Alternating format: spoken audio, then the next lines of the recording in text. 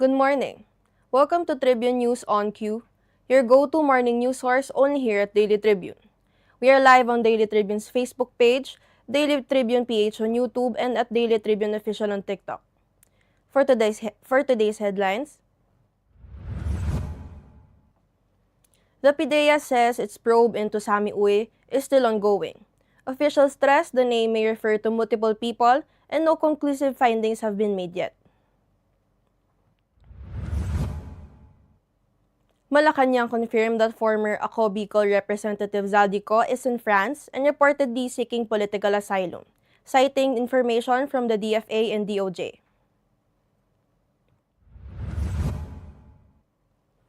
Lawmakers cite AMLC findings on flag transactions linked to Attorney Manscarpio, stressing transparency amid money laundering concerns.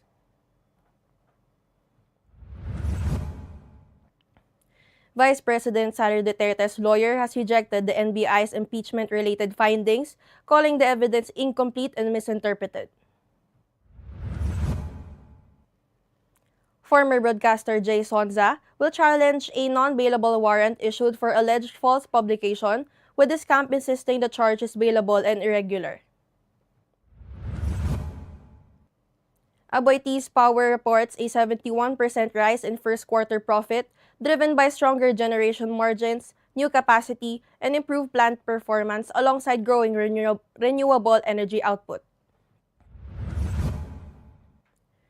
Fuel prices are expected to rise next week, with diesel and gasoline increases driven by global oil trends and a weaker peso, according to the industry forecast. Alex Ayala won't be competing in Spain once more after pulling out from the Catalonia Open. The Milwaukee Bucks have appointed Taylor Jenkins as head coach, tasking him with rebuilding the team after a disappointing season. A new documentary will feature unreleased audio recordings of Princess Diana, offering fresh insight into her life inside the British royal family.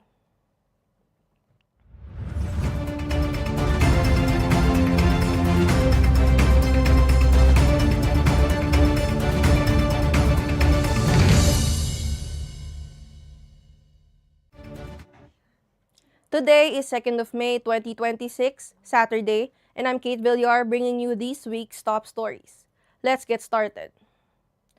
The Philippine Drug Enforcement Agency says its investigation into a certain Sami Uy remains ongoing, with no final findings yet.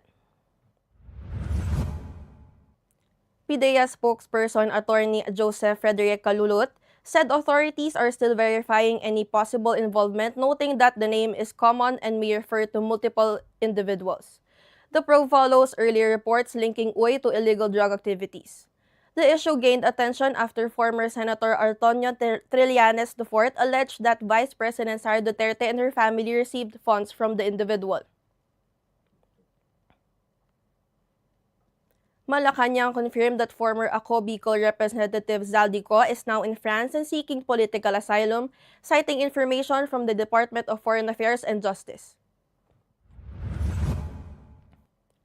Palace Press Officer Claire Castro said Co is under French jurisdiction but not detained, and remains free within the Shesjen area while his application is pending. The government is pursuing legal and diplomatic steps to bring him back to face graft and malversation charges. An Interpol red notice has also been requested as officials seek clarification from European counterparts over his transfer. Meanwhile, House Committee on Justice Chairperson Jerva Luistro said the complaint filed by Attorney Manscarpio was an admission of billions of pesos in financial transactions flagged by the Anti-Money Laundering Council. The AMLC earlier reported 630 large transactions linked to Carpio and Vice President Sara Duterte from 2005 to 2026, each worth at least 500,000 pesos. Carpio's lawyer argued the inclusion of his client violated privacy rights under the bank secrecy law. Luistro, however, said the filing confirmed the AMLC findings and stressed that transparency is essential in holding officials accountable for potential money laundering concerns. Vice President Sara Duterte's lawyer has rejected the National Bureau of Investigation's finding presented during impeachment proceedings, saying the evidence was curated and insufficient to establish probable cause.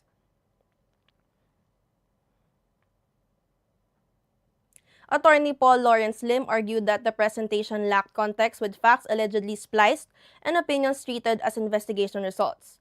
He added that there is no solid link between Duterte and the allegations, calling it a leap in logic. The statement follows the House Committee on Justice's findings of probable cause to impeach Sara over corruption and threat-related complaints. Now, arrested former broadcaster Jason Descamp will question the issuance of a non-bailable warrant against him, calling it highly irregular for the minor offense of unlawful publication. Sonza was arrested in Quezon City over allegations of spreading false information about President Ferdinand Marcos Jr.'s health. His lawyer says the charge is bailable and usually served by summons. They plan to file motions before Pasay RTC to recall the warrant and clarify bail. The NBI says it is simply enforcing the court-issued warrant. Aboitiz Power Corp reported a 71% surge in first quarter net income to 7.9 billion pesos, driven by stronger generation margins and new capacity. Core net income rose 61% to 7.6 billion, while EBITDA climbed 35% to 20.3 billion. The growth was fueled by higher contracted capacity, improved coal plant performance, and new output from solar facilities. Energy sales increased 30%, while reduced exposure to the spot market helped stabilize returns. The company also continues to invest in renewable energy and battery storage projects to support long-term growth. Fuel prices are expected to increase next week, according to an oil industry source citing mean of Platts, Singapore trading, and foreign exchange trends. Diesel prices may rise by 1 peso to 2 pesos per liter, while gasoline could go up to 2 pesos to 3 pesos per liter. The Department of Energy also confirmed a possible upward adjustment, citing the weakening peso and global oil market trends. Oil companies typically announce price changes every Monday, with implementation the following day. This follows recent fluctuations that included both sharp rollbacks and successive net increases this year. Filipino tennis player Alex Ayala has withdrawn from the Catalonia Open in Spain, adjusting her clay court schedule as she prepares for major tournaments. The 20-year-old WTA Top 50 player did not make the main draw and will now focus on the Italian Open, a WTA 1000 event ahead of the French Open. She may also compete in Parma depending on her Rome performance. A graduate of Rafael Nadal Academy, Ayala has had early exits in recent clay events, but says managing her schedule and recovery is key to her development. The Milwaukee Bucks have hired Taylor Jenkins as their new head coach after missing the NBA playoffs for the first time since 2016.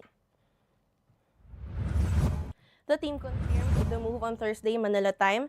Jenkins previously served as an assistant coach for Milwaukee in the 2018 to 2019 season and most recently coached the Memphis Grizzlies for 6 years. He replaces Doc Rivers, who resigned earlier this month after a 32-50 season. Bucks ownership expressed confidence in Jenkins' leadership as the team aims to build and pursue another championship run. A new documentary series based on previously unreleased recordings of Diana, Princess of Wales, is set to release in 2027, producers announced. Titled Diana, The Unheard Truth, the 3-part series will use around 5 hours of conversation between Diana and her confidant, Dr. James Colthurst. The tapes were originally used in Andrew Marton's 1992 biography. Producers say the project will present Diana's perspective on her life inside the royal family and the challenges she faced. The series will also include accounts from members of her inner circle and former royal aides.